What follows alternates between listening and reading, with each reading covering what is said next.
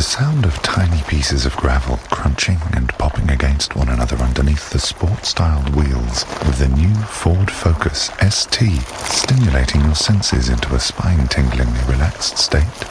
No? Or maybe its powerful engine and the latest technology might help you relax instead. Contact your local Ford dealer to find out more about the new Focus ST and experience a new way to relax.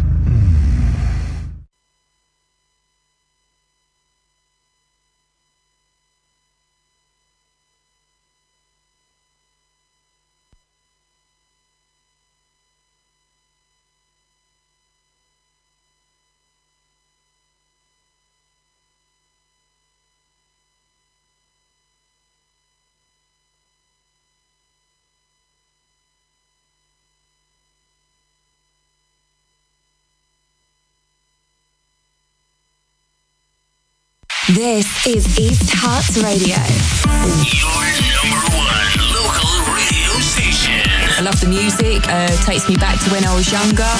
It's just a wide variety, it's upbeat, it's uplifting, it's feel-good music. Covering Hertford, Ware and beyond. Follow us on Instagram, instagram.com/East Hertz Radio. It's just a good music mix and you can sing along, it's all sort of happy times and yeah, I love it. Local radio by local people. For more details, visit easthertsradio.co.uk.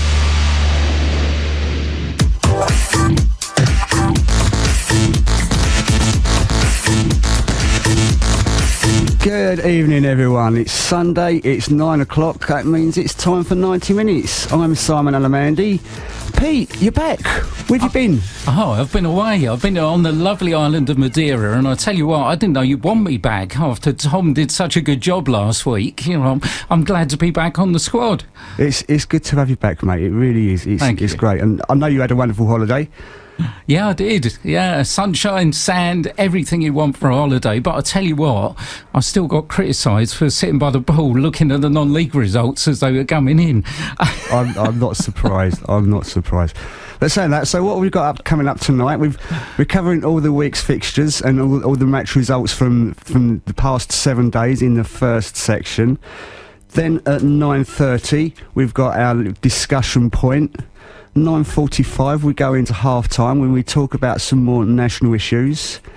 10 o'clock we're going to be covering a couple of games that we've been to this weekend and we've got some interviews coming up with them, and then towards the end of the evening we've got next week's fixtures. Yeah, and also, brand new feature, we are going to be giving out our performance of the week. It is, Can't wait for that one. It'll be after 10 o'clock. You'll wait for that, and there have been some this week as well.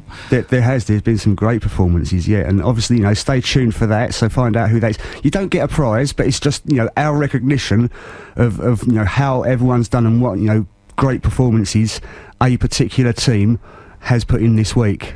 Or if someone wants to sponsor it, then that'd be great, wouldn't it? Let us know, Twitter, email, whatever. I mean, why not? Yeah, you can tweet us at 90 Minutes EHR or at East Hertz Radio and contact us from there. So, shall we start having a look back on one heck of a week of football? Started on Bank Holiday Monday, of course. It was rather warm here on Bank Holiday Monday, I understand.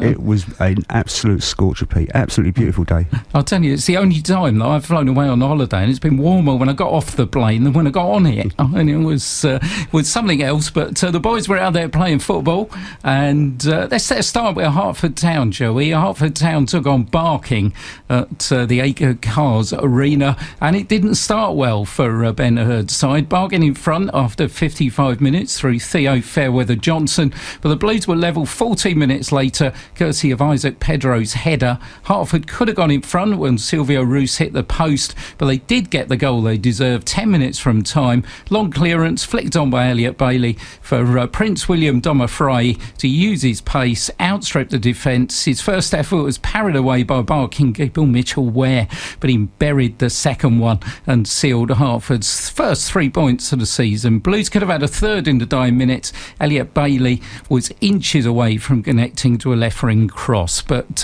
great performance. I'm sure Ben Hurd was absolutely delighted to get off the mark. Decent crowd once again at the Acre Arena as well, and 3 points in the bag. Yeah, I think he would have been very pleased with that result, especially after Saturday. He was really, really disappointed last Saturday after that, and that seems like he got that response from his players that he wanted, Pete. Yeah, it did, absolutely. I mean, and this lad, Prince William de Frey, I mean, he's quick, isn't he? He is, yeah. I mean, Ben was saying to me last week when I spoke to him, and I spoke about it last week, that he was saying he's the quickest player he's ever seen in all the levels of football that he's played, and that really says something, doesn't it? It does, doesn't it? Down in the league, step 4 of non-league as they are, and look forward to seeing him as the season progresses. So good reaction, good game. Then Wellingham City against Berkhamsted. Wow, what a game that turned into when you look at the league table as it currently is, because both teams were unbeaten going into that one. Berkhamsted better of the two teams really for much of the game, and Wellington City had the new goalkeeper Ryan Schmidt making his debut, and he made some absolutely outstanding saves to keep the citizens in business. Home side did have their chances. Eusebio de Silva, you've been talking a lot about him, haven't we, forcing a decent save from Xavier Comas in the Berkhamsted goal, and Toby Cleaver heading wide from J. Rolfe's cross. But despite a brighter start to the second half by the home team, it was the visitors who struck first. Jonathan Lacey converted Lewis Toomey's cross at the far post. De Silva and teenage substitute Brodie Carrington, who came on, both went close for the citizens, but with 3 minutes of time added on, yes, they did it again in the last gasp of the game. Carl Mentor rose above everybody to head home Jordan Ironton's corner and rescue a point, and they don't know when they're beaten, do they, Welling Garden City? No, they certainly don't. They don't give up, Pete. They keep going for 90 or 93 minutes as it was on Monday, and that's good. That's I'm sure that's what Nicky wants from the team, to see that them all put in that 100% effort in throughout the whole game until that final whistle blows. And when you do that, you get the rewards. Yeah, they certainly are getting those rewards. And Nicky's reaction, it's great on Twitter, Nicky, isn't it? I love a manager that gives a really instant reaction on Twitter. Nicky gave his good game today against Berkhamsted, snatched the draw at the end, pleased with the players to keep going on a ridiculously hot day. So I mentioned the weather, and he's absolutely right there. Probably fortunate today, honest assessment there, but still unbeaten, and they were. That's it. I mean, for all the players that were playing, last weekend and last Monday, that heat, to be playing in that heat was not nice at all for them. And maximum respect and to the way they kept going. Well, certainly, and also, these guys aren't training every day, are they? I mean, these guys are going out doing their jobs and training a couple of nights a week, so really takes something. I mean, I think the temperature in my car driving back from the airport said something like 36 degrees last week, so, really takes something to keep going in those conditions. Yeah, of course it does. They're using a lot of energy. Like you say, they've got a full-time job, so they're doing that during the week, or sometimes, obviously, at weekends. Then, training once or twice a week. If they've got a game during the week, a game on a Saturday or a Sunday, it's a lot of effort and a lot of energy that they have to, use for themselves. Yeah, it certainly is, and I think it says a lot for non-league footballers. So that was Monday, 1 win, 1 draw, not a bad day for our teams in East Hertfordshire Radio Land. And then on Tuesday, of course, I was back in the country, and we were at Watson Park. Yeah, we met up, didn't we, Tuesday evening to go and watch Ware versus FC Romania in the league. And that was episode 2, wasn't it, of the three episode series? Yeah, I think it would be bringing out as a box set, actually, but it was episode 2 of the trilogy, and that one ended level as well, Ware 1, FC Romania 1. But the way it started, Felix Lupu was red-carded after only 9 minutes for headbutting Tom Bruno, and, I think the referee got that one right, didn't he? He did, yeah, absolutely. I mean, it wasn't a full-on forceful headbutt, but he put his head towards him. There was small contact made, and Tom didn't make a meal of it or anything like that. Not like you see certain players, in the Premier League or something, that would roll around for 5 minutes, encouraging the referee to send him off. But I mean, it was right in front of the ref. There was no way he was going to get away with that.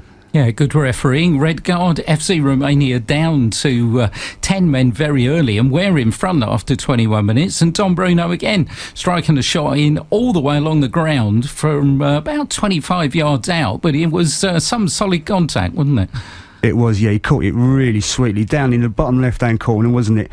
And yeah, really nice connection that he got, and absolutely rocketed it into the net, didn't he? Yeah, absolutely. Rocketed into the net. Unfortunately, we didn't really take advantage of that. And sometimes managers will tell you set up to play against 11 men, and suddenly you're playing against 10, and the whole tactical game has suddenly changed for you. That's it. I mean, it sounds, 10 v 11, it does sound like it should be easier, but it's not always. You see teams and you see players and managers very often come out and say that when a team goes down to 10 men, it makes it more difficult for them. Yeah, it's certainly. And FC Romania, to be fair to them, covered a lot of ground. They're a very good technical team. And, tactic from that point was to hit where on the break. They nearly did it when Gallum Kitcher saved excellently a one-on-one from Sergei Maximov. But the goal they equalised, well, I don't think anybody would have stopped that, would they? No, it was an absolute screamer, wasn't it? Fantastic goal. It was Gabriel Guinea who rifled it into the top corner, 1-1. But last couple of minutes of the game, well, the woodwork was tested twice, and Ware could well have come away with all 3 points. Patrick Adamson, he's really impressed me, marauding left wing back, who really likes to get forward, struck the woodwork first, and then Olu Akinsanya, well, you can't keep him quiet, can you? Last kick of the match, came off the right-hand goal post, ended 1-1. Yeah, I mean, Patrick, he was really unlucky with his shot. It's sort of come off the side of the post and sort of bobbed, and it just fell into the keeper's arms, really, and that was a bit unfortunate. And like you say, Oli Akinsanya, his strike, which, like you say, last kick of the game. And I think Paul, well, you'll hear in the interview in a minute that we've done with Paul, but he felt that the only time that they really threatened was them last 5 or 10 minutes. Yeah, they did really turn up the heat at that time. Well, I'll tell you what, let's hear from Paul now on the word of the evening was really frustrating. I think that's an understatement, how I feel, I'll be honest with you. I felt that, when they lost the man early on, I thought, listen, this is a chance for them to take the game and put pressure on them, step up a gear, use the extra man, and we didn't do it. We didn't do it the first half, we didn't do it the second half. The only time we looked like we were starting to do it was in the last 10 minutes, when we hit the post a couple of times.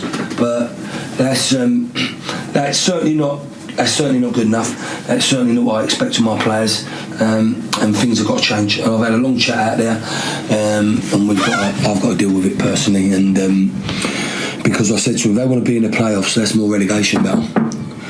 Yeah, I mean, red card, you were a lot closer than we were, but we didn't. Oh yeah, he's tried to nut him. Yeah. He's tried to nut him. He's silly boy. He was knowing it right in front of the ref as well. A blatant red card. He can't get away with that. And it seemed, you needed that second goal, didn't you? We needed the second goal. Once we got the first goal, we needed the second goal. We had to get it early. And it's annoyed me really, because I brought Liam off because I felt that we were losing it a little bit in midfield, and we had to have that. I needed Jason on to shape it up, but whether I got the formation right or wrong today, having the 4 at the back instead of the 3, I felt that they looked sharper all over the pitch. Mm-hmm. And I told my boys that they look sharper, and we've got to deal with it. Probably, maybe. Personally, I might have been a little bit wrong today, but something I've got to address rather soon. Is it difficult playing the same team twice in such short space? Not really. You seem to know what each other. When we've got them again next week, we seem to know what they're about. We know what they're about. It's just, I think a lot of the players, both sides, to be fair, both had. We had a tough game on Sunday, as in the weather-wise, and I think a lot of people were still recovering from that. And you only had, with that heat, you only had 2 days, didn't you, or 1 day to fully recover. So that might have a knock-on effect. But I'm not making excuses, because I felt that they looked a little bit sharper than we did. But we've got to deal with it. I've got to deal with that, and going forward, we just didn't look like the side what we normally did, or what we certainly had last season for sure. It's the first time you've been in front, wasn't it? With that goal. Yeah, I think you might be right, mate. Yeah, it's the first time. You'll go through season, the whole season, and I've said to them, the boys before you might get a scrappy 1-0, and you'd take that. And if I walked in here now saying, we 1-0, I'll take that. I was a scrappy 1-0, I'll take that. But it shouldn't happen. It shouldn't have been in that position in the first place. Well, that's Paul talking after the draw against FC Romania last week at Watson Park. He said, I had a chat with the lads. He was out there forever, wasn't he? He was. It was about 10-15 minutes, I think, Pete. He was really, if I say, putting his point across to them.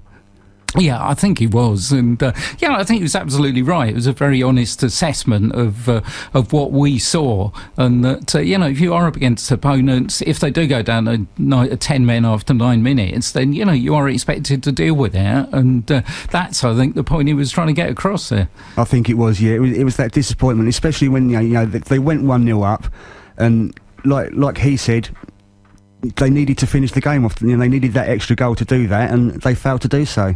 Didn't happen, but we'll tell you about part 3 of the trilogy a little bit later on, because that's to come. We'll be there and hopefully getting up with ball again on Tuesday night. But let's go forward to yesterday and stick with Ware, because they went to Chertsey Town, who are the current FA Vase holders, now up to level 4 in the pyramid. There were 3 changes from that team we saw on Tuesday night. Jordan Watson given his first start of the season in place the unavailable Liam Hope, and Tom Boxer and Carden Campbell drafted in to the starting 11. Chertsey had the better of the first half, taking the lead after 33 minutes. Andrew Crossley putting a low shot past Callum Kishka, and the home side could have been 2 up when Samuel Murphy shot just wide. At the other end, Olu Akansanya had his appeals for a penalty waved away before he produced an excellent save from Chertsey, and a former Barnet keeper, actually, Nicky Jupp. Much brighter from the Blues in the second half. Patrick Adamson, been mentioning him, well, he's hit the post again, so that's twice in 2 games, before Jordan Watson pounced on a moment of indecision in the home defence, and he maintained Ware's unbeaten start to the season with his first goal of the season. So once again, it sounded a bit, maybe we'll get Paul's view on Tuesday, it sounded a bit patchy, a bit in and out again. Yeah, it certainly sounds that way from what we've seen today. And they need to try and take some of the positives, because there has been positives from them, and they need to try and take the positives and churn that into a more complete performance, I would say. Yeah, and I think he's producing that performance over 90 minutes, isn't it? And I think that's, there've been really positive signs in the things that we've seen from Ware. And you've got to say, OK, fine, but they're still unbeaten, which, it's not a bad start to the season for anybody, is it? Oh, exactly. I mean, I'm sure Paul's delighted with, being unbeaten so far. So that's a good thing for them. And it builds that confidence for the players as well. And hopefully, like we say, they can get that and put in a more... if I say complete performance for 90 minutes, and fingers crossed for Tuesday, Paul and Pete. Yeah, no, Liam Hope again yesterday. Do believe he'll be available on Tuesday night. So Jordan Watson scores his first goal of the season. Might be a bit of a selection problem there. You don't know. Well, there is that possibility. I mean, if he's got that confidence, he scored that goal. Does he bring Liam straight back in, or does he stick with Jordan Watson up front? Time will tell. Time will tell. And got to give a mention, young Harry Watson as well, made his debut. Yeah, he made his first team debut. He came on with about 20 minutes to go. And so, yeah, there are some really promising youngsters up there at Watson Park and in the Ware U setup. Look forward to seeing some of those. So let's go from Ware to Hertford. And unfortunately, it was a little bit after the Lord Mayor's show, after the Barking result. Bad day at the office for Ben Hurd's young team. Went down 4-1 to Hanwell Town. Very useful side, it's got to be said, Hanwell Town, particularly on their own pitch. They were 2-0 down after 16 minutes. Goals from Gallum Woodcock and Harry Rush. And really, they were always struggling after that. Harry Killeen and Liam Tack added second half goals for the home side before Luke Geimer came on as a sub and gave Hertford a little bit of consolation with his second goal of the season. But again, it's tough, isn't it? You play at home against a team like Barking, you come from behind, you then go at Hanwell Town, and you suddenly realise that, we're really going to have to pick out away from home against the really good teams in this division. That's it. I mean, we knew that it was going to be a tough game against Hanwell, but on a positive note, if I can, put a positive spin on it, that's the first goal that Hanwell have conceded this season. Yeah, so, you've got to say that. And, Luke Nyman's come off the bench, and talking of selection problems, he scored his second goal of the season, so he's now knocking on the door saying, hey, boss, I want to be in next game. That's it, I'm sure he will be, and I'm sure Ben will be considering him for that as well. It depends who else he's got about, if anyone's picked up any knocks, anything like that. But, yeah, Luke's certainly there banging on his door. Yeah, it's going to be an interesting. We know it's going to be an up and down season with such a young team, but Ben's really, he's a good guy, and I'm sure they're all going to stick with it. And I think we had Lucas in a couple of weeks ago, didn't he, saying that it's nice watching these young guys develop. And okay, in terms of that development, sometimes you're going to get 4-1 defeats away from home, but some of these young players usually have got the ability to bounce back as well. And tomorrow's another game. Well, let's go for the next one. That's it. I mean, Ben was saying before, he has got a young squad there, and it's about them gelling together. They're still gonna, they still need a little bit of time to gel together. He did say last week that he was hoping it would have come a little bit sooner, but let's see what sort of progression they can make over the next couple of weeks, and I think we can judge a little bit more from there. Yeah, certainly, and I think the home games are going to be paramount, aren't they? You want to pick up points in front of your home supporters, and if you put those points on the board, the home games, and also you want to, Barking around about the bottom of the table, around the bottom 5-6, you want to win those games against those teams around you. Okay, you may pick up points against the top teams, brilliant if you do, but just make sure you win those games against those teams around you in the middle to lower half of the table. Yeah, that's what's more important, isn't it? And that's what's going to keep them away from the relegation areas and the threat of that. And if they can beat them teams, like we say, home, I think their home form is going to be very important for them this season, and hopefully they can get a nice, comfortable position in the table without being worried with any threat of relegation or going down. Yeah, don't want any last game nail biting as we had last season, thanks. Let's have a look at that league table. Tooting and Mitcham United top, unbeaten, played for 12 points. Westfield, who we thought would be there or thereabouts, played for 10 points. Hanwell Town, just been mentioning, played for 10 points. Chalfont and Peter making up the top 4 there, played for also 10 points. We're down in 9th, but they played for 6 points. They're still unbeaten. And Hartford currently in 16th, played for those 3 points, really important from the win against Barking. So let's move into the Southern League, and what a day it was. First of all, the Welwyn Garden City supporters had a bit of a trek all the way up to Halesowen Town. Took them about 2.5 hours, so I understand, with a break in between. And Halesowen started this season as one of the favourites for the title in Southern League Central Division 1. Well, people may need to reconsider that a little bit, because it finished Halesowen 0, Welwyn Garden City 2, but that doesn't really tell the story at all of 90 minutes. No, there is a little bit more to the game than that, which we're going to talk about now. So they took an early lead, Welwyn Garden City, didn't they? Jay Rolfe scored in the 6th minute to put them 1-0 up. And then after 27 minutes, they were 2-0 up. George Ironton getting on the score sheet again. And then Jay Rolfe, he was given a red card in the 44th minute. 2 yellow cards, 2 yellows, apparently. Yeah. And allegedly, it was said that the second one was a bit dubious, maybe. But we don't know. We've not seen the footage. We don't know quite what it was for. So, yeah, 2-0 up, half-time, down to 10 men.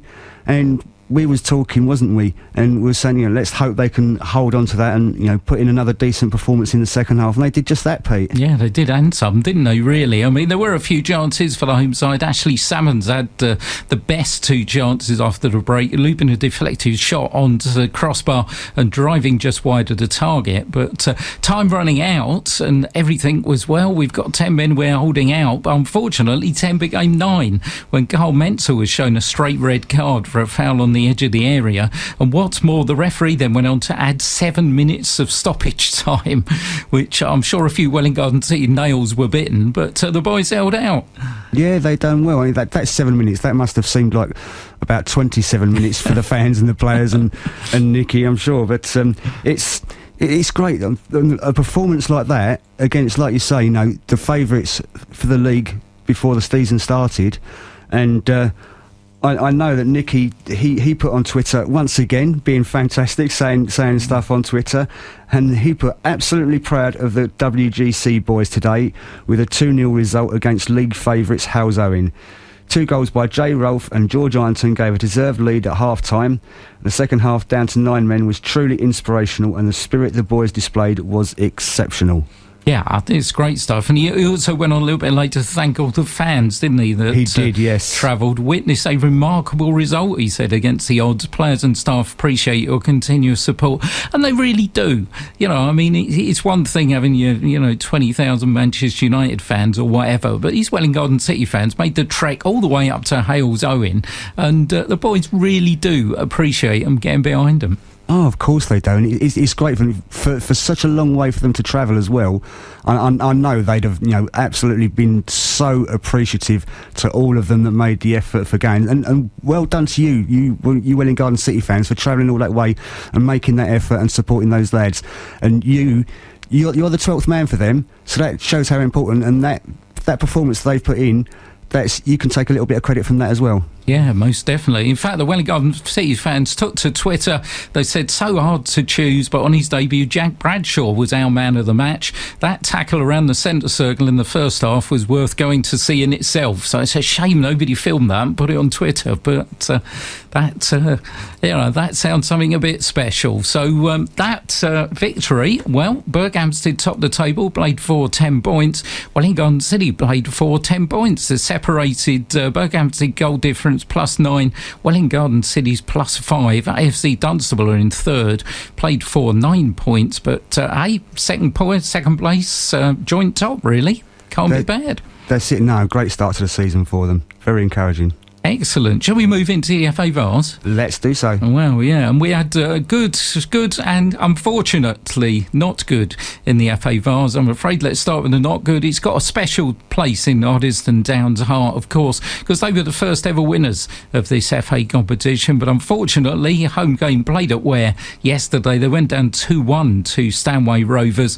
Disappointing afternoon, especially as they took the lead. 44th a minute to Jack Lee header put them in front at the break, but Stanway were level 11 minutes after half-time through Tom Holdstock. The Lily Whites, though, almost hit back immediately. Cyrus Baby's low shot rebounded off a post, and Stanway's goal scorer Tom Holdstock, now I don't know whether this is a first as well, he was sin-binned for dissent right at the end of the game, but Hoddesdon couldn't take advantage, and with the match looking to be heading for extra time, it was Jordan Blackwell who popped up with a winner from a goalmouth scramble in the last minute. Even then, Hoddesdon could have pulled the game out the fire, but Jordan Hall's free kick drifted just over the bars. So disappointing for Symon Riddle. He did go into the game without Connor Bolton and Josh Lillis, and really, FA Vars, you need your best players out there. Yeah, of course you do. You need to be able to put as strong a team out as possible for that, don't you? And he'll be disappointed. Yeah, I think he will be disappointed. Now, one manager who wasn't disappointed, Coach Apple and Waddesdon Park, they beat Sawbridgeworth Town 2-1. I'm not going to say any more now because we've got a lot on that coming up a little bit later after 10 o'clock. So let's move on to Woodford 0, St Margaret's-Bury 2. What great performance that was from the Saints at the Harlow Arena. Both sides had early chances. Visitors took the lead. Kyle Roberts drilled the ball home from close range after 22 minutes. Woodford started second half much brighter. Substitute Samir Ali forcing a good early save out of St Margaret's-Bury keeper Rhys Grundy. 3 minutes later, though, Woodford were level when Grundy parried Ali's shot, but this time rebound fell to Siguratu, who made it 1-1. Home team came close to going ahead. Siguratu, that man again. Header came off the crossbar, but the winner deep into added time. Carl Roberts calmly slotting the ball into the bottom right-hand corner. Set up a second qualifying round tie at Whitton United. That one is on Twitter, so you can watch it. And thanks for Matt North, by the way, who I think may be listening for the report on that game. Yeah, I'm sure Johnny would be happy with that. I mean, he obviously tweeted, or I think I saw a tweet from him or something about good luck to the guys because he's away on holiday at the moment. So, yeah, they've done you well done, Johnny, haven't they? Yeah, brilliant performance, a really good performance, and yeah, really good chance in the next round. That's going to be an interesting game. Let's just dot the I's and cross the T's on the other things that happened yesterday. Herts Scenic County League Premier, Bush Hill Rangers 3, Hoddesdon Town Reserves 1. In Division 1, Oracle Components 2, St Margaret's Reserves 1, and in Division 2, Hadley Saturday Vets 1, Westport's Reserves 4, Hatfield Town Academy 1, Bendio Trinity 1, Hertford Heath 2, Lemsford 1, and we'll mention Division 2 because at the moment the top 3 teams in that division all come from East Herts radio territory, where Sports head the table from Bendio Trinity and Hertford Heath. That's great. You can't get any better than that, can you, Pete? No, really? we will watch that division with interest. I think we will, yes. Top 3. So I think that's a good roundup of what's happened. We'll tell you about the Watson Park game because I know that Lee Coach out, they're all listening.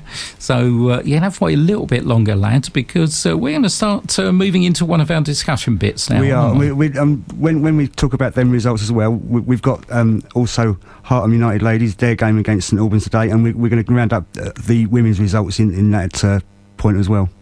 Yeah, so it's all to come here on 90 Minutes, where you can find us talking non-league football every week between 9 and 10:30. And as I said on Twitter, by the way, if you're a Peaky Blinders fan, there is loads of catch-up telly out there, so come on, get real.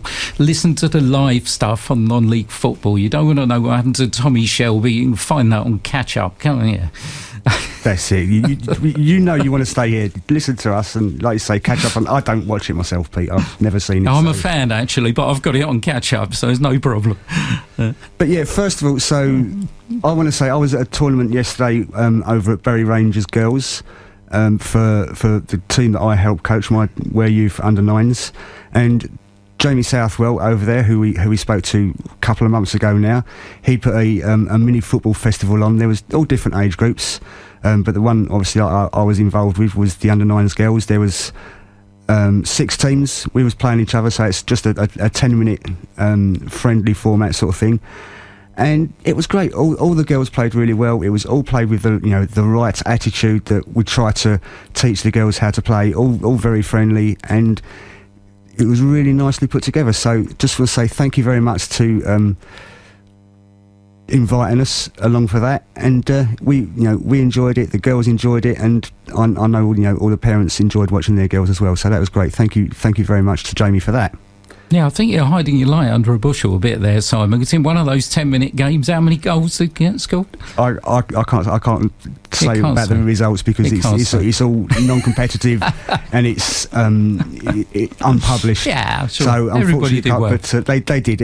All the girls loved it, and there were some girls playing their first games that they'd played before, or they'd only played 1 or 2 games before, and that comes in time. Yeah, about getting involved. And you're only going to, like we've said about other football before, you're only going to get that experience, in match practice, and they'll great. They'll have a good season, and they all enjoy themselves, and that's the main thing out of it. That every girl out there that's playing enjoys what they're doing, and that's all you need. Yeah, come off with a smile on your face, isn't it? Really, that's what that's what grassroots football's all about. Should we just talk a little bit about grassroots football, because there's something actually we want our listeners to do, because if you haven't seen it, there is actually a petition out there that says if each of the 25 players from the 20 Premier League squads donated just 1% of their salary to grassroots football, it generate an estimated 13 million a year, which could absolutely revitalise football facilities across England, providing more affordable, more accessible, higher quality facilities for kids and adults. The petition is on change.org. And hey, let's all go out. So, well, we already have, but to everybody else, let's go sign it. Yeah, I know you've done it. I've done it myself. But yeah, if everyone goes down there and looks at it and signs it, and let's hope we can get something moving. Yeah, because the FA produced a report, and this is really interesting reading because it made me sit up and take notice. Only came out in July, and it's called The Social and Economic Value of Adult Grassroots Football in England. Doesn't probably sound brilliant bedtime reading, but when you listen to some of these facts in it, it's absolutely mind-boggling. Because the economic impact of grassroots football, let's start on the top one, total value of 10.769 billion, yes, that is billion, pounds a year, just from grassroots football and looking after grassroots football. That's absolutely amazing. It's staggering. When you showed me the sheet, Pete, I couldn't believe it. That is an absolutely staggering amount of money that it generates. And when you consider that, you got players at the top of the game taking home 50 million a year or whatever, then, you just look, hey, 1% of that and all this economic value. The direct economic value, I'm no economist, but someone at the FA has worked out, is £2.050 billion a year. The social wellbeing value of £8.7 billion a year, and the average annual spend of £326 per player equals £426 million in tax. So, these figures are just unbelievable. If you've not seen the sheet of it, try and have a look at it on the FA website. It's staggering the amount of money and the figures that this all generates, and it goes to show there is that support for it. I mean, it says on there also that the FA invests approximately £1 million a week into grassroots football. Yeah, which is, again, mind-blowing, I suppose. But I don't know, though. Put that down, £1 million a week, that's 52 million a year. But you're actually looking at a total value of 10 billion. So it's a kind of bit of a drop in the ocean when you put those two figures together, isn't it? If you compare those two together, then it is. But, I wouldn't have thought that... I wouldn't have thought that there would be 10.7 billion a year value from it generating, but I wouldn't have also thought that they'd spend £1 million a week on grassroots football. Yeah, well, someone's got to prepare all those pitches, make sure there's changing rooms, and the whole thing, isn't there? It's even it's simple stuff about buying footballs and things like that, isn't it? It's not complicated stuff. No, it's not, and it doesn't come cheap as well. I know from when I'm doing the coaching and things like that, when we go to the club and say, right, we need new training vests, we need new footballs, we need new discs or any sort of things that we're using for training, that money has to come from somewhere. Absolutely, and hats off to the FA for the £1 million a week. But let's hope some of those players can provide something as well. And the other knock-on effect, the last one I've got down here on the list, really interesting because we know physical activity is good for health, and they reckon £43.5 million saving in NHS appointments and reduced GP visits just from grassroots football. Now, obviously, got to counter that because you may get a sporting injury, but obviously the good of physical activity far outweighs the sporting injuries. Yeah, of course it does, And one other thing that I saw on there, it said about female grassroots football players report the highest level of self-confidence as a result of playing football. Oh, that's... Yeah, actually, it's interesting. I don't think there's anything on there about whether the mental health benefit is actually included in that 43.5 million NHS figure, or whether actually that's something that's yet to be calculated, or people haven't even looked at. I don't know. No, I would imagine that's not been. Yeah. There's no figures out for that, but that would be certainly worth looking into. And it says, lower income groups experience some greater quality of life benefits from football compared with higher income groups' quality in their health and confidence levels. So that marries in with the thing we're saying about the NHS, in giving you a better quality of life and better health as well. Yeah, I guess it comes in with that figure. They say social well-being, which I don't know the definition of that. I'm sure it's in the bulk of the report. But looking at 8.7 billion in social well-being, I guess maybe that may all be dressed up under that heading. But it is grassroots football. Is a brilliant thing. I think that's what's coming out of this. And it's not only those things you've seen as well. But I can remember watching my first football match at grassroots level, which is matches led to an entire lifetime interested in the game, and I'm sure I'm not the only one.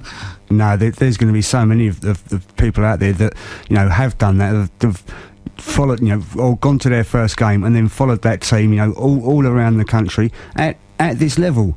And that's those fans, you get that dedication, and like we've said, everyone at the clubs, they appreciate their following, and it has that feedback from them as well, doesn't it? Yeah, it does, absolutely. I can remember my dad was one of those guys that would not walk past 22 players kicking a ball. Didn't matter whether it was in the park, wherever it was, we had to stop and we had to watch it. And I think he passed that on to me. I think from knowing your record of what games you go to, Pete, I couldn't disagree with that at all. That's it. And you see, I'm still married and still managed to get away with it after all these years. So there you go. But even though I do get criticised on my sunbed for looking at Twitter going, oh no, another goal's gone in. But there you go. So grassroots football, absolutely super thing. What have we got? Something coming on Twitter? Yeah, got a message from Danny Barley. So he's saying, hey, if you're around next week, I know you came to Wadson Men's first team yesterday. We are at home next Sunday if you fancy coming down to watch a ladies' game. Yeah, thanks, Danny. Well, we might take you up on that. I mean, we're getting invites from everywhere, aren't we? It's unbelievable. It's good because all the clubs are really on board with us going to their games and want us to report on their games. And if we're going along, then we can give a more sort of detailed report of what's happened, and obviously catch the interviews with the managers and players afterwards as well. Yeah, and I think it's just great to meet people and see what's going on out there. We've discovered quite a hotbed of non-league football, I think, at all levels here in East Hertfordshire that people probably didn't know existed. And it's not for us to promote ourselves; it's for us to promote all those people doing an absolutely brilliant job in terms of non-league football in the East Herts area and beyond. That's it, because I don't think people realise what goes on. I mean, after the game yesterday, and you spoke to Lee, and they was putting all the barriers away and things like that the chairman has to do. And you commented to him that you bet Roman Abramovich doesn't have to do that. Well, I don't think he does he? Poor old Lee was, he was getting out of breath putting all those things back, and you think this is the chairman of the club, and that's, maybe football would be better if, a few more chairmen had to go. There was a programme on Channel 4 probably a few years ago called Back to the Floor, where they took executives of companies and they said, someone went flipping burgers at McDonald's or wherever, and I think it would be good for some of these Premiership chairmen to actually come down to Wadson Park or somewhere, and Lee say to them, well, Mr. Abramovich, you be chairman for the day. There's an idea for a TV programme, Pete. I wonder if we can get Roman interested in that one. You never know. Well, Daniel Levy's only down the road, and maybe we can start on him. I don't know, but it's got to be worth a go, isn't it? I think you might well. East Herts Radio, 90 minutes TV exclusive. There you go. Get Netflix on the blower. Okay, what have we got next? Well, I wanted to mention about something I mentioned last week, Pete, while you was away. So you'd said you'd flown to Madeira and you was flying into Cristiano Ronaldo Airport. Yes. Yeah. And I did a little bit of digging, and I said to everyone last week that there was something else that was named after him. Yep. And when I saw you Tuesday, I mentioned it to you Tuesday, you said, oh yeah, the museum. And I wasn't aware of the museum. Yeah. So you said you went along to the museum as well. Yeah, well, actually, I didn't actually go in. I've got to admit, I didn't go in, but I did go past it. And it's in a really strange place, it's got to be said, because Cristiano Ronaldo Airport, for anybody that's flown into Madeira, and it's one for people that are not good flyers, is not the airport you want to go, because basically the end of the runway is the sea, and the right-hand side of the runway are the sea as well. So if you're in the wrong seat in the plane, then you are landing on the water. You just do not know that you're going to hit the tarmac. And what they've done with the airport is it's Madeira Airport, Cristiano Ronaldo, and there's a massive great picture of Ronaldo's head on the end of the airport terminal. And then they've given him a museum on the dock in Madeira where actually nobody ever goes. And it fascinates me that suddenly there's this famous son of Madeira, and yet it's quite a way to actually find it. You have to do a bit of a search, But where you say on the airport, where there's that picture of him on the airport, you saw the sculpture as well, Pete. Yeah, but the picture looks like him. That's all what I was going to ask. Is the picture of him as bad as the sculptor? No, it's a proper one, actually. To be fair to them, they've obviously taken a quick dump off of Photoshop or whatever, and it's a real Cristiano, unlike that sculpture. But for everyone that was last week, what I was actually referring to, that was something else that was named after Cristiano Ronaldo, Pete, there's a galaxy named after him. It's called CR7 Galaxy. And like I said last, I bet Zlatan won't be happy with that. Oh, it won his own. But CR7 Galaxy. So we'll have to see where that is and see, stare out of the window and it's a little bit away. Get the telescope out and we'll see if we can find it. Yeah, I was going to say, you can get those apps, can't you, on your iPad or whatever, in terms of looking at galaxies. So I wonder if Cristiano's on there. Yeah, who knows? But it's strange, isn't it? Things are named after football players. It is. I know there's been buildings and stadiums, etc., but I wouldn't have thought there would be a galaxy named after anyone. But that is it for now. We are coming up to half time. We will be back right after this.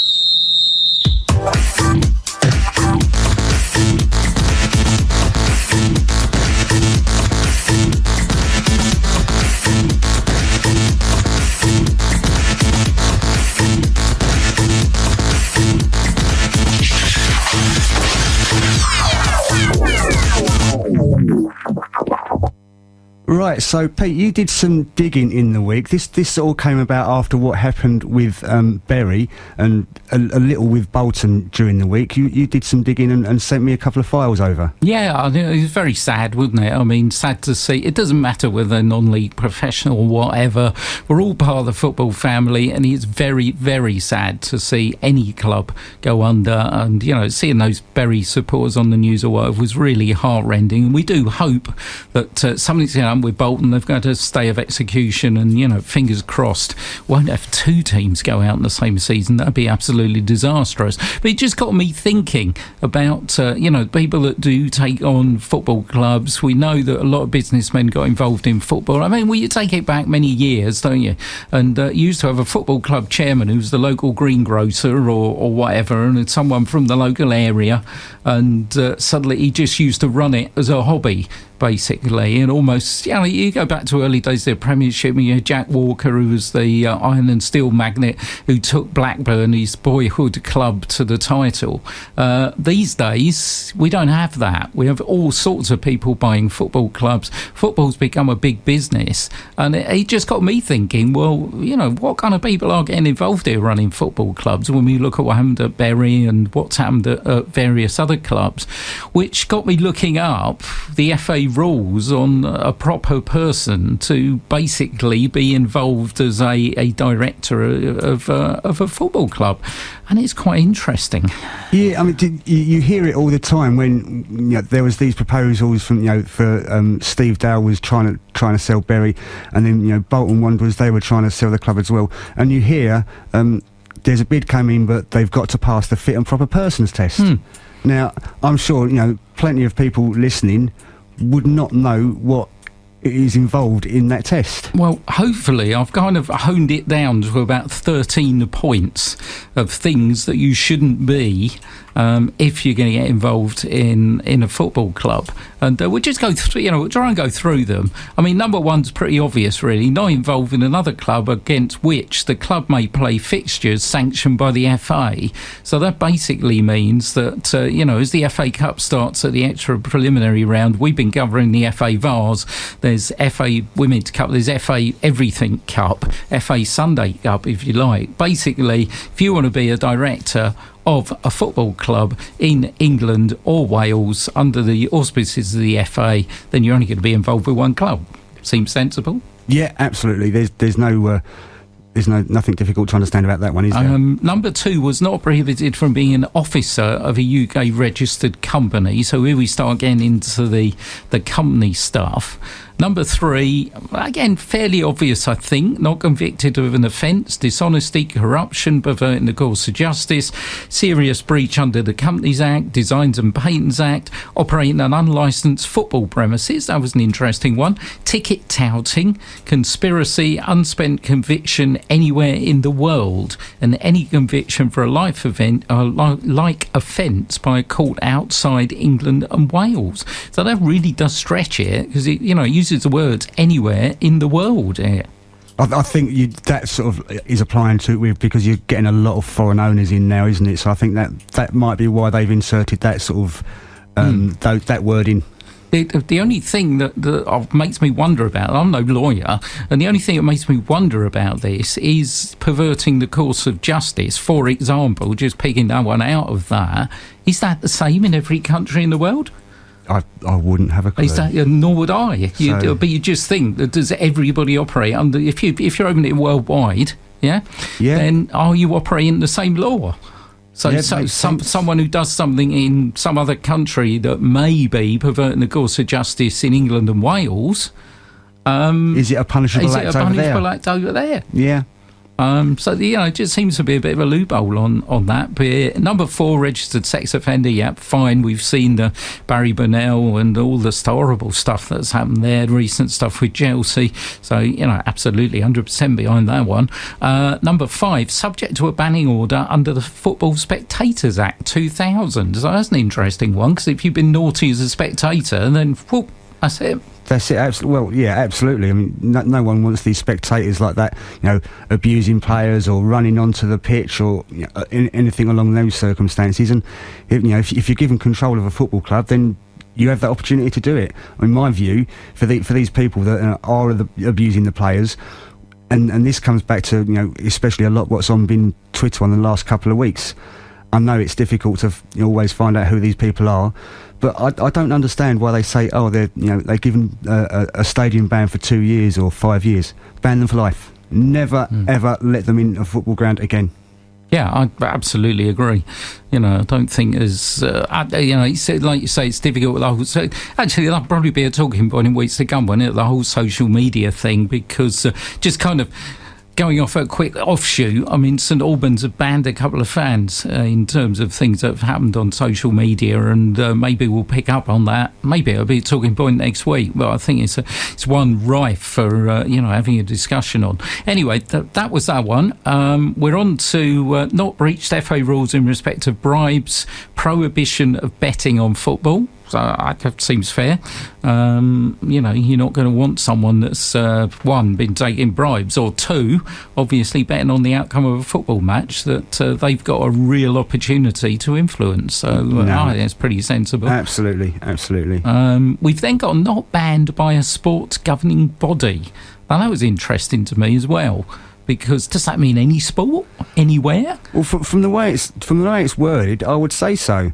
It's not currently banned or suspended by a sports governing body from involvement in the administration of or participation in that sport by a sports governing body. I would imagine that covers every single sport around. And the only thing that it comes back to that other point we were talking about, perverting the course of justice, that presumably all sports governing bodies, they treat things differently.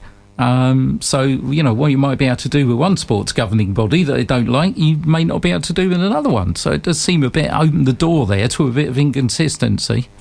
I suppose it's about what different rules and regulations that different sports have as well. But if someone's involved in a different sport other than football, then they should know all them rules and regulations. So hopefully they've not been banned or suspended by them. Yeah, you would hope so.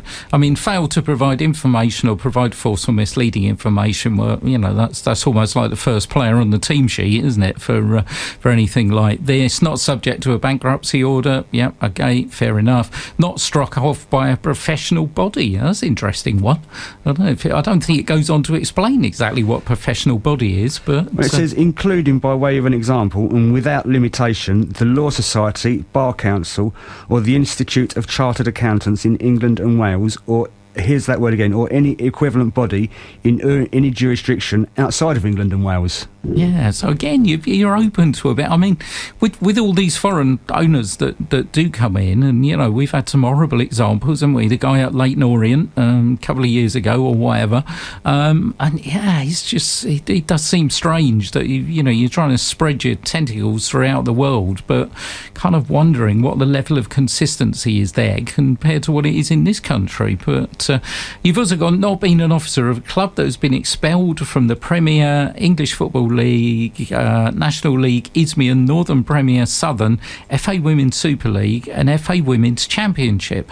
Now that's great, don't have a problem with that, but the one thing that I would ask of that is what happens if you are an officer of a club that's been expelled from a league below all those? Well, I'm guessing that's not considered. Yeah. Which, why not cover everywhere?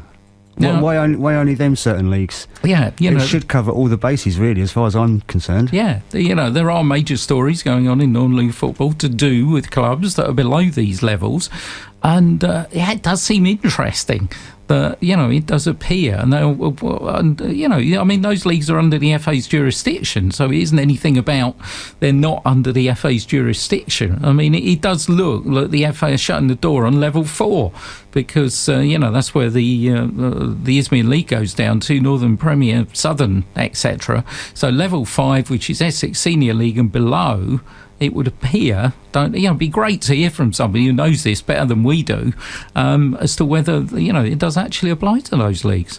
Yeah, but I mean, by the sound of this test is worded, it doesn't sound like they're included in it, which I don't know. Maybe there's some sort of reason for it or explanation for it. I don't know, but like Pete says, if there is anyone that knows a little bit more about it, then get in touch and let us know. Yeah, I think it's, you know, we're down to number 12. Number 12 since 2015. Oh, sorry, it's 2005. Not quite sure what that's all about. There has been a change in legislation. Not being an officer of 2 or more clubs that have entered into administration, or 1 club that has entered into 2 or more insolvency events. Now, that for me seems that you've got a chance to make a couple of mistakes before you get thrown out here. Yeah, it's why twice?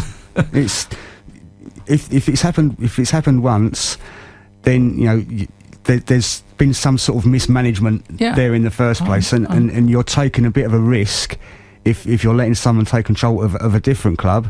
You're taking a bit of a risk that happening again, surely. Yeah, you know, if you took it to, you know, normal working life, if you like, if you've had, you know, 1 disciplinary or 2 or whatever, isn't it? He said it seems a bit strange.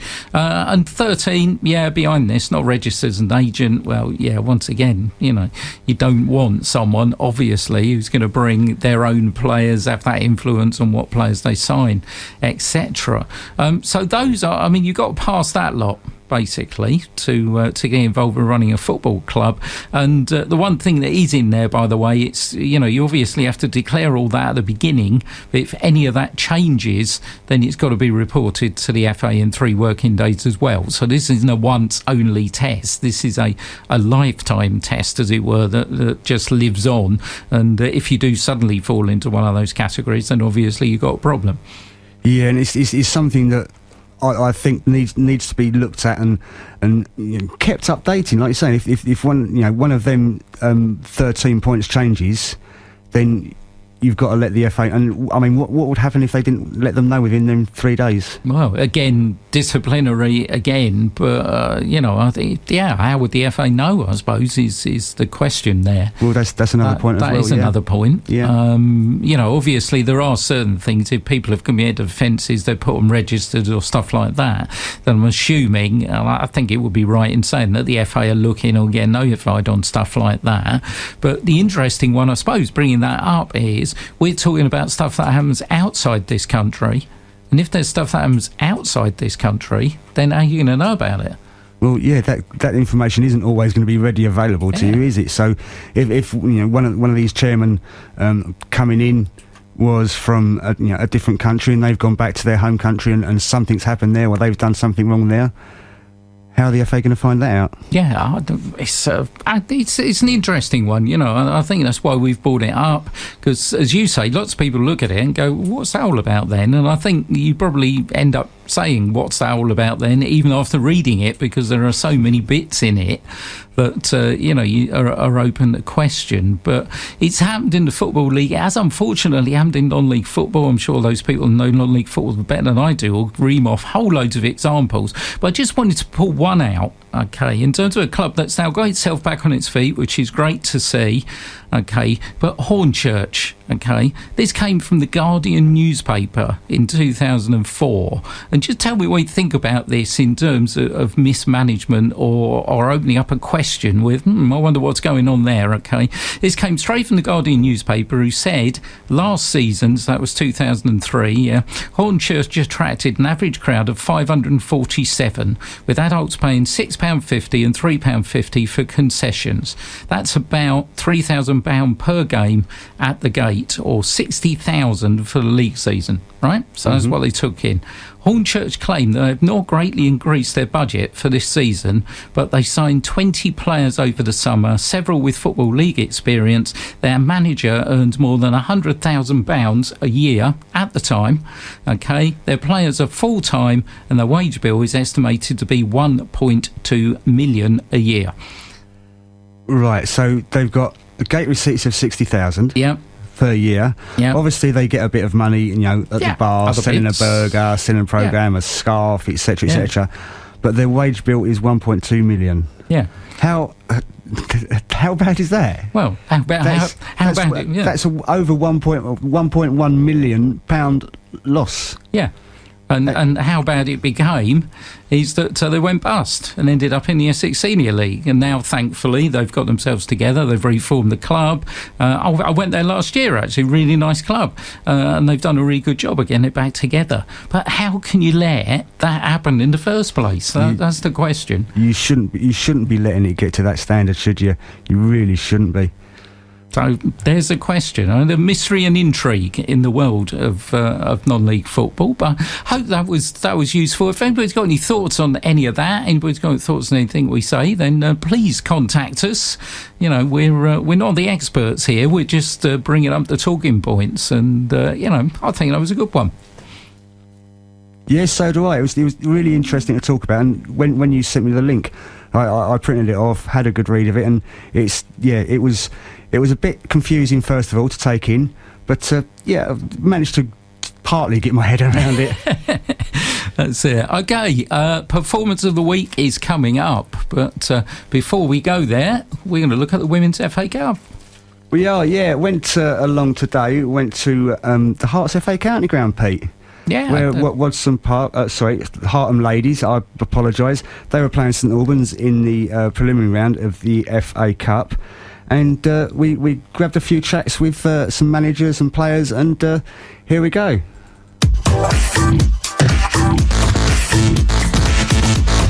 Afternoon, everyone. This is Symon Allemandy from 90 Minutes. We're here down at the Herts FA County Ground in Letchworth Garden City today for the FA Cup game of Hartham Ladies against St Albans Ladies. This is the preliminary round, and we're looking forward to the action. So here with Mahesh Bhawani, the Hartham Ladies manager. Mahesh, I imagine there's quite a bit of excitement in the dressing room today. There is indeed, Simon. Yeah, it's great to see you here again. Thank you very much for coming as well. It's great to have you covering us and supporting the ladies and supporting the charity as well. So I'm really pleased to see you guys here. There is a bit of excitement in the changing room today, as you can well imagine.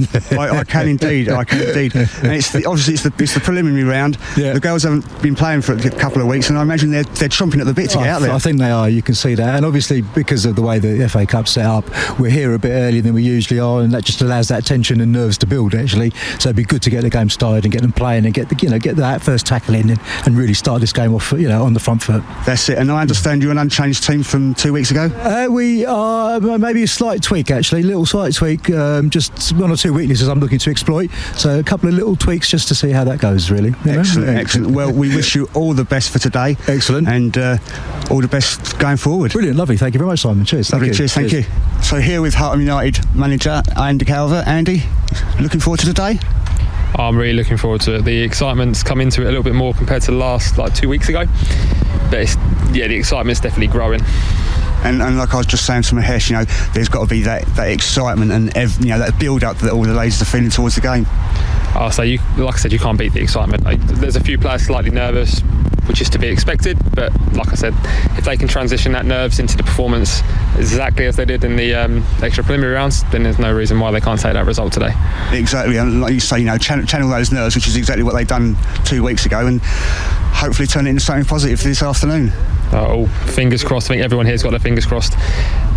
A result today against a really good St Albans side that finished, I think they picked them for third place last season when they were at Welling Pegasus, so it's going to be a very, very, very competitive game. Well, obviously we wish them all the best for today, and let's hope for a positive result. Fingers crossed. Like I said, if we can get through, say there's sky's the limit for the girls at the moment. Absolutely.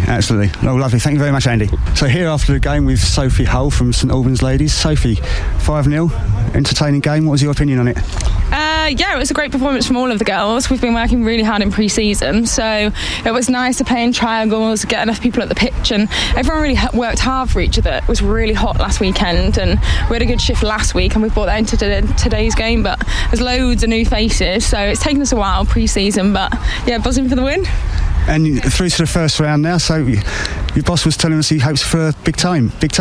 Yeah, I think you always want to aim to that, and as soon as we walked into the changing room, it's the standard celebration of we're going to Wembley. But we also have to focus on the league, and we try and push every week, and we had some rough games to take from last season, so it's just trying to put the best shift in every week and support each other. And 2 goals for you as well. Yeah, I'm not a goal scorer at all, so the celebrations were, I think I just ended up on the floor during one of them, and I want to do it for the girls more than anything, and make sure that I sort of put my effort into the team, but it was a good win for all of us. Excellent. And you was telling me just now off camera that you played for West Brom before, so what other teams have you played for? What's your career been? My career is not in football at all. I played cricket as a youngster, and then used to watch the lads play football basically after cricket, and thought, yeah, I'll have a bit of that. I was always into like triathlon and stuff, and then I got asked to play local football, got scouted by West Brom, and then stayed there for 2 seasons as captain. But I moved to Hertfordshire last year for work, and then I've joined, in my opinion, a really nice team, so buzzing. Excellent. Well, good luck for the rest of the season. Good luck for the next round of the Cup, and we might catch up again soon. Yeah, bro. Thank you very much. Lovely. Cheers. I'm here with Fadi Mazloum, the St Albans ladies manager, and Chris Chandler, his assistant. Guys, entertaining game, quite a convincing victory for you today. Yeah, it turned out that way in the end. Yeah, it was tight for the first half hour, but as soon as we got back on in the second half, we turned it around and got an early goal, which really helped, and then went on from there. So yeah. It was good. And into the first round now of the FA Cup, must be a boost for the whole team, really. Yeah, a new adventure for us. Yeah, 100% for us. We want to get a big team now, so we get a big team in the next round. It'd be really good for the girls. That'd be great. And tell us a bit more about the team. How your season's gone so far. You've not had any league games, obviously, but how's your pre-season been? 3 out of 4. So yeah, we've done well. We had some tough opposition, some East London teams, and yeah, it's been good. And you've played Herts Vipers last week, didn't you? As well? We did. Yeah, beat them. Yeah. So yeah, nice team. Good team. Excellent. Well, all the best for the next round, guys. Very best of luck, and for the rest of the season as well. Yeah, lovely. Thank you very much. Mahesh, that must be a difficult result to take. Yeah, but let's make one thing clear today. I thought they were the better team. They deserved their win. So congratulations to St Albans. It does happen sometimes in football. It's very difficult to take, but they did deserve it. So, of course, you can't win every game, and yes, St Albans deserved the victory. They go through to the next round. Once they got on top, you could see our levels dropped a little bit. We lost our confidence, and we never really put them under any pressure today. So it's very sad and very difficult, but it's honest. These things unfortunately happen, and the girls, that dressing room must be full of disappointment from them. I think it is, mate. Yeah, I'm going to go in there now and have a chat. I've just left them for a couple of minutes just to kind of sit down and get out of and then I'm going to go in there now. We're going to have a chat and try and bring them up ready for the first league game of the season next week. That's it. Well, good luck for that. Obviously, good luck for the season. We will see you. It's great having you around, guys. So thank you very much. Sorry that the result didn't go your way today. Thank you. Lovely. Thank you. Cheers, Mahesh. Thanks a lot, mate.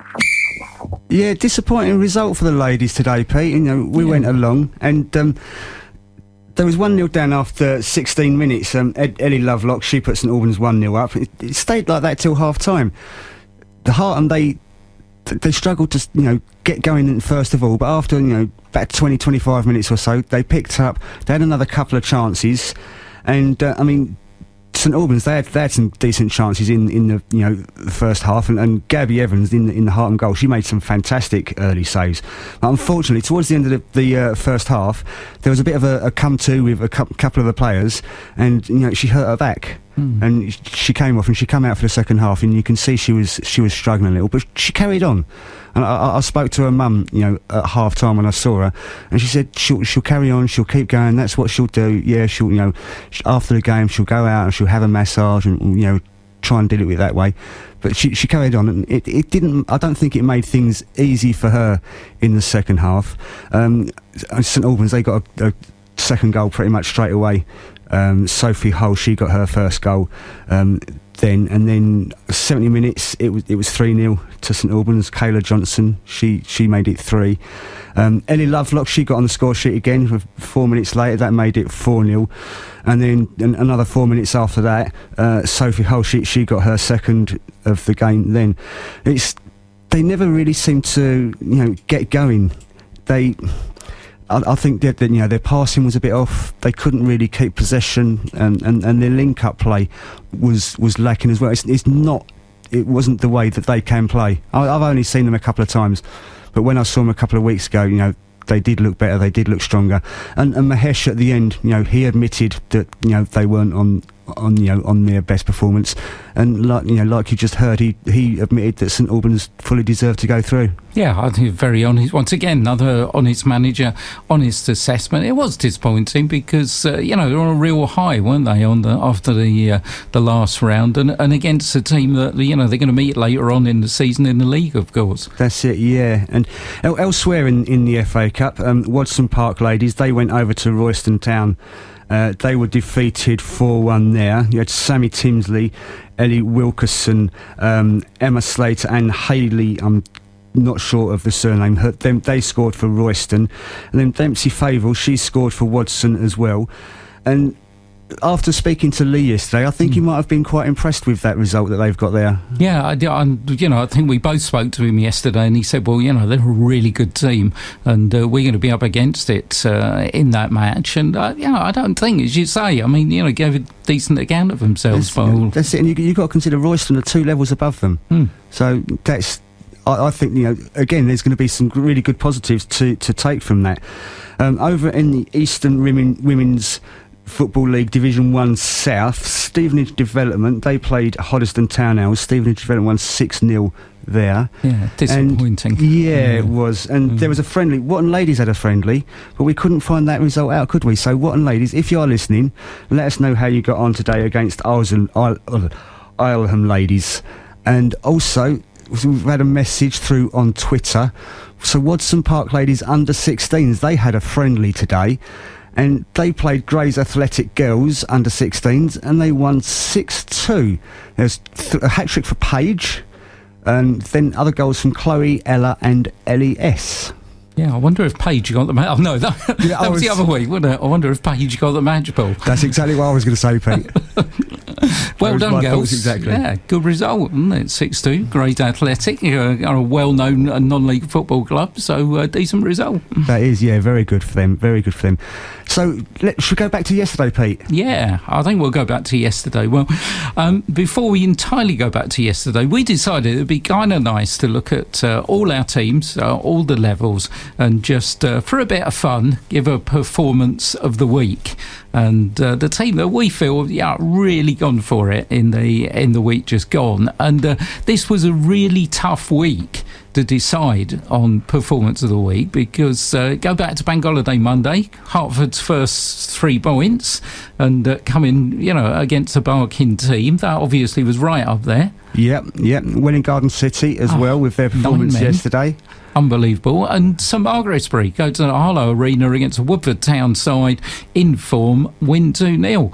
Superb, all 3 of them great performances, but we've got to say the one that just edged it, and the major reason why it did edge it, not only because we were there yesterday, but Wadson Park 2, Sawbridgeworth Town 1, okay, in the FA Vars, may not sound all that remarkable until you realise what we were told about the makeup of the Wadson Park 11 yesterday. Yeah, when we spoke to Apple after the game, and get this is this was unreal. When he said this to us, our jaws dropped to the floor, didn't they? They had 6 16-year-olds playing for them yesterday. 6. That was incredible, and they were fantastic. And I'll tell you something. We said it, Pete. Ben DeLacy-Turner. What a player. He is going to be something special, isn't he? He is. We're going to hear from him in a minute. We're going to hear from Joe Wells, the goalkeeper. We're going to hear from Coach Apple, and also from Lee Cook, who's not only the chairman, but the man who moves the fastest barrier in East Herts, without a shadow of a doubt. We're going to be hearing for all of those. Let's take you through the game. And another thing, actually, looking it up, that was Watson Park's 12th game in the FA Vars since they were formed in 2006. So talk about a young team. We're also talking about a young club as well, in terms of formed in 2006, 12th game in the upper FA Vars. They're up against Sawbridgeworth Town, who we'll talk about as well, who another one of our East Hertfordshire teams. Had a tough start in the Essex Senior League, and you've got to say it was a tight first half, not that many first half chances. Dario Barros probably had the best one. Watson Park driving his shot straight at Seymour Haywood in the Sawbridgeworth goal after a real tricky dribble down the left hand side. And Sawbridgeworth's best opportunity, well really their best opportunities all game, came from that giant centre back Conor McQuillan, who really is a giant centre back, isn't he? The big number 5. He's a big lad. Yeah, that was headed just over the bar, wasn't it? Lamar Douglas, but that was from that free kick on the right hand side of the box, wasn't it? He's put the cross on, and he was unlucky. It went just over the bar. But onto a different point with that, Pete. I think he was lucky because he looked at one point like the referee was going to have a word with him after putting in a couple of tackles, and yeah, he sort of like managed to hide.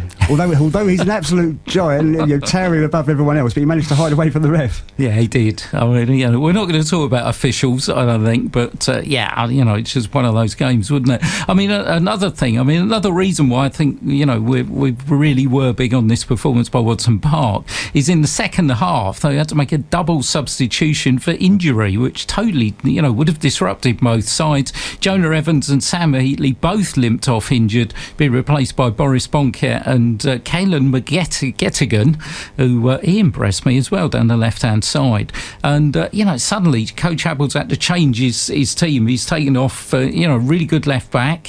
He's taken off, Sam Heatley from centre of midfield, and he's got to reorganise again. Yeah, can't have been easy.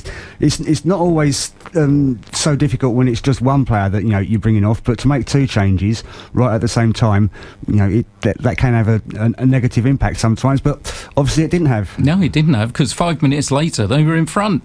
Isaac Adamyemi getting in behind a rather static defence. He's got to have said, cool finish, straight past Haywood, the goalkeeper, for 1-0. But the lead didn't last long. 3 minutes before, what goal this was. Oh, it was absolute rocket, wasn't it? From about 25-30 yards, Oscar Hollington leveled it up, top right-hand corner. There was no stopping that one, was it, Pete? That was a great goal. That was a super goal. And, both teams had their chances after that. McQuillan headed over again when he was unmarked, probably a better chance than the previous one. And Ben DeLacy-Turner had his effort saved by Haywood in a one-on-one, but then it was the 17-year-old who was sent through 4 minutes from the end, and what a cool finish to make it 2-1. Yeah, I mean, it was just like, it was 9 minutes after that first one-on-one he had, with the keeper. It took that first time, he took it a little bit too wide, didn't he? But he certainly learnt the second time round, didn't he? Yeah, he certainly did. Nail-biting time for the home supporters and the home team. 9 minutes of time added on, but Sawbridgeworth couldn't come back into the game, and it's Watson Park who face Stanway Rovers in the next round, which will be an interesting tie. Before we go into Watson Park, must mention Sawbridgeworth Town, that disappointing once again for them, and there were just signs to me of a side that once again he's just getting used to each other out there, and they had some players who certainly looked as if given a little bit of a run in the team, they could put something together. It was a super goal, but they just need that little bit of cohesion for me. Yeah, I don't think it's going to take too long for them to compete. They seem to be getting better results or putting in better performances as the weeks go on. So let's hope for them and for Lee Mackman down there that things start to pick up, and they can carry on from this and take, like we've said before, take all the positives out of it and put that together into a positive performance. Yeah, absolutely. I mean, Harry Bushell playing his first game, I think he signed on Friday, so the building blocks are still being put together, and hopefully those building blocks will move forward as the season progresses. So Watson Barlow, let's go back to them. We got a reaction afterwards from Coach Apple and also from Chairman Lee Cook, but let's start with Coach Apple. You must be delighted with that. Oh, absolutely. Over the moon. What a result. Good team from a higher level, and if you were a neutral, you couldn't have told. Yeah, well, to be fair, we've got some really amazing young players in this team, and once they get to learn the level, we're going to be flying. So I'm over the moon for the boys. What a performance from them. And again, I'll be honest, Sawbridgeworth, what a team. What a team on their day. A fantastic set of coaches, some really good players. They're not going to do too bad this year either. So. And you took the lead. Yep. How frustrating was it to concede that one just after you put all that work in to go in front? Yeah, you know what? It's set pieces. We've been working on those, so I'm really disappointed to see us concede from a set piece. But you know what? Sometimes, you get these things, and it's a good character test from us, and I think we reacted really, really well from the goal. We knew the mistake that we made, and it's always fine margins, but I'm over the moon with how we reacted. We come back and we won the game, and we were good for it as well. And the winner, I mean, he'd had a chance earlier on, hadn't he? And learned from it, put the ball away. Yeah, look, again, the kid's 16 years old, and unbelievable talent. We had 6 16-year-olds on the pitch today, and just that's what I mean. Talk about how good the youngsters are, and just phenomenal from him. I told him about the pressing. He pressed really well.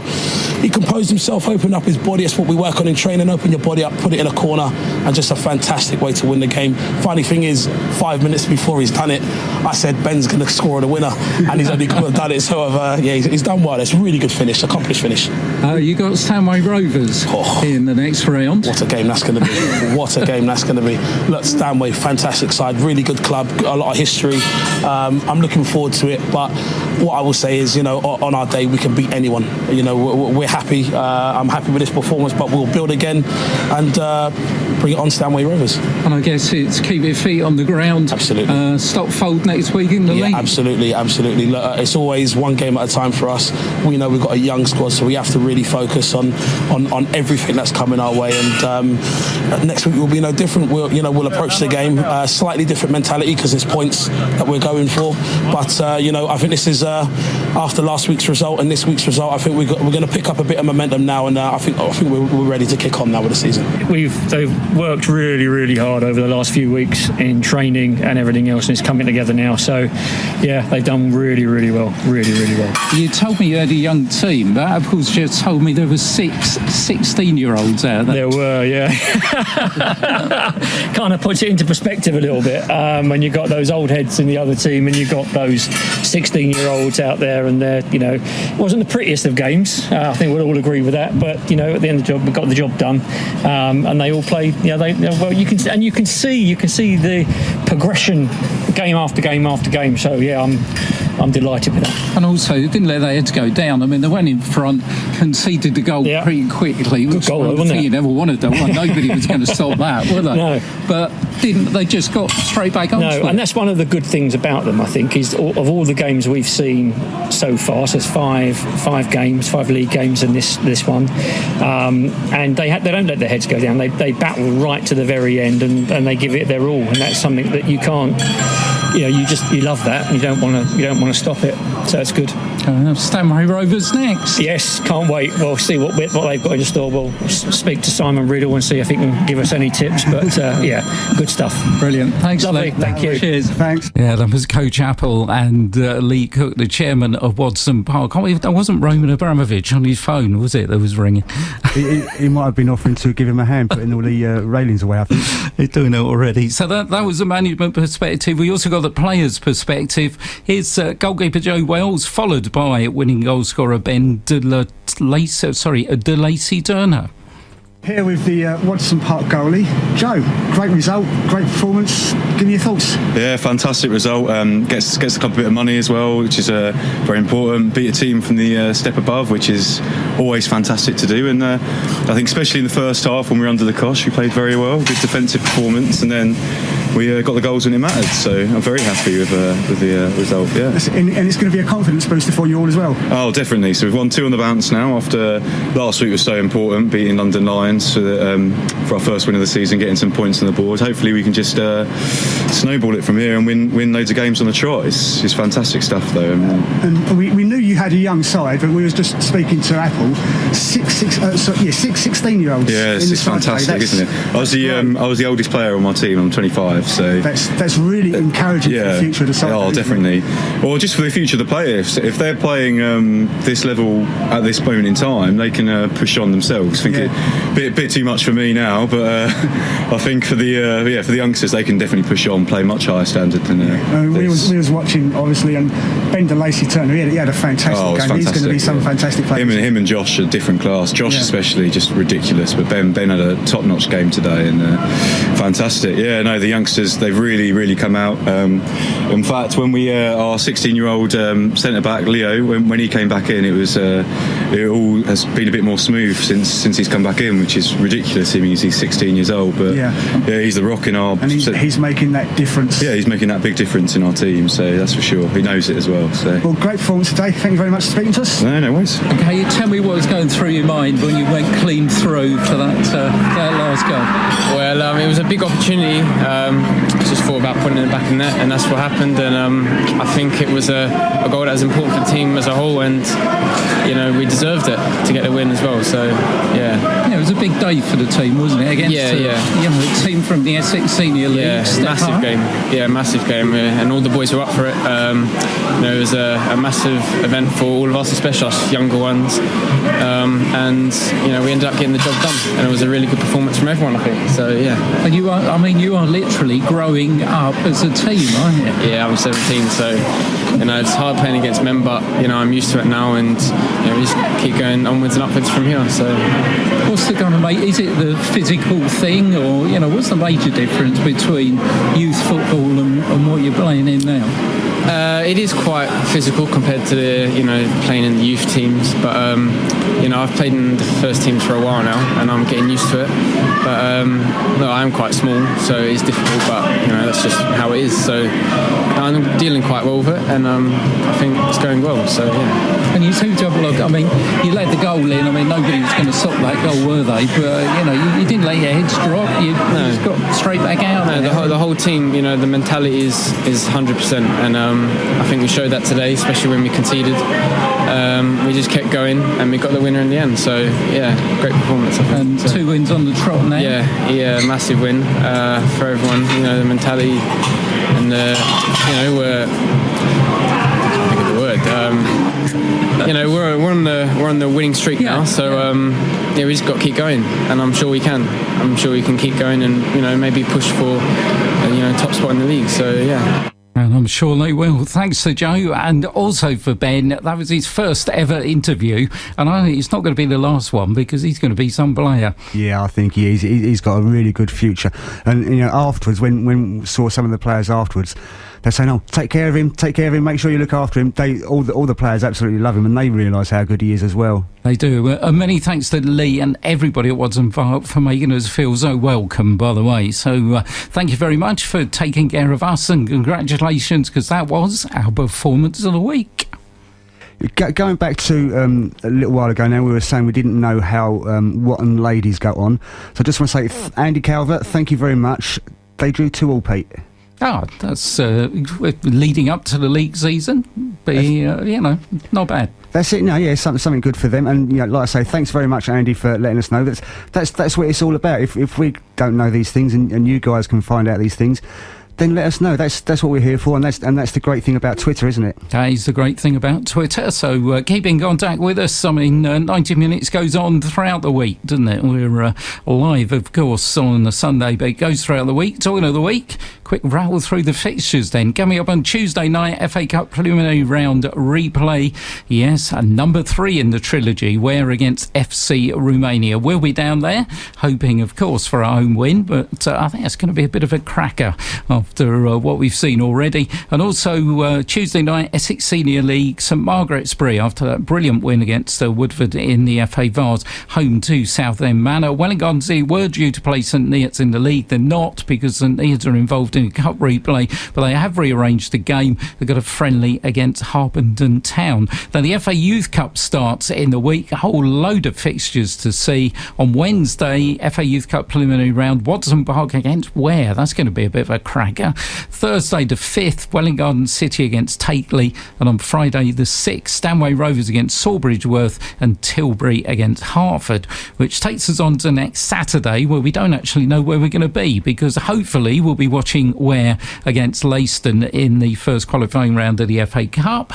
But if things don't go well on Tuesday night, we're going to be at the Acre Cars Stadium to watch Hertford against Cambridge City in a rearranged game in the Isthmian League Velocity Trophy. Essex Senior League, no game for Hoddesdon. Walthamstow involved in FA Cup action. Sawbridgeworth home to #United. Stansted against St Margaret's-Bury. Spartan South Midlands League Division 1. Hopefully Watson Park can make it 3 out of 3 when they entertain Stotfold. Herts Senior County League, Ware Sports against Nebworth in the Albury Cup. Evergreen against Hoddesdon Town Reserves. Division 1, Wormley Rovers Reserves against St Margaret's-Bury Reserves.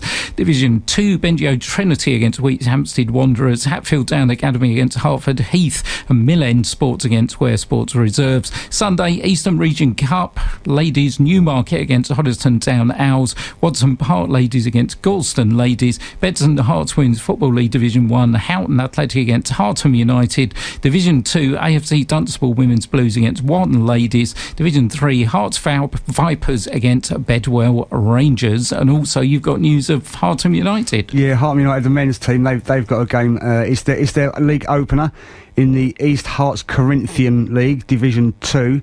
That's against Warner Brothers FC, and that's a 10:30 kickoff. That is, Pete.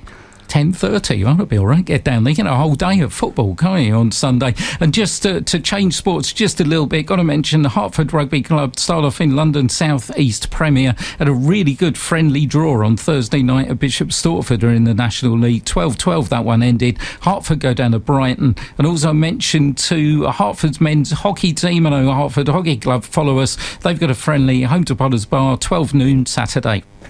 That's it. Well, that rounds everything up, Pete. Another great show. I think the ref's about to blow. I think he is. Thank you very much, everyone, for joining us. Like Pete says, we are about during the week, so we go to games and we find out what's going on and stuff like that as well. So you can get in contact in. Otherwise, we shall see you again next Sunday. Thank you very much, Pete. Good night. Yeah. Cheers, Simon. Cheers, everybody. Speak to you next week.